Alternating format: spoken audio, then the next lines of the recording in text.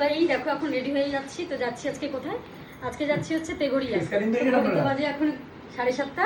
তো এখন এই দেখো আরেকজন সাথে আছে, সে হচ্ছে আমার মেয়ে। সবাই মিলেই আজকে যাচ্ছি, যদিও সবাই একসাথে হয়ে আমার বাড়ির ননদের বাড়িতে, যেহেতু আজকে কালকে হতো, আজকে না, কালকে পুজো আছে, সেই সময় বলছি। তো পরে দেখা হচ্ছে। যাবি? তো দেখো গাড়িতে প্রায় উঠেই গেছি, এখন খালি পৌঁছানোর অপেক্ষা। তো বাড়িতে একটু ভিডিও করে নিচ্ছিলাম। তো ফাইনালি চলে এসেছি। দেখো তো ভাগ্নি কীভাবে ঘরটা ডেকোরেশন করেছে, ভিডিওটা দিকে। তো কেমন লাগছে দেখো একটু বলো তোমরা। ডেকোরেশনটা কিন্তু জাস্ট বাও হয়েছে। এই জায়গাটায় বেশ অনেকগুলো পিকচারও তোলা যাবে। ও সবকিছু নিজের হাতেই করেছে। এই দেখো যেমন এই বাসটা সাজিয়েছে, ফ্লাওয়ার বাস।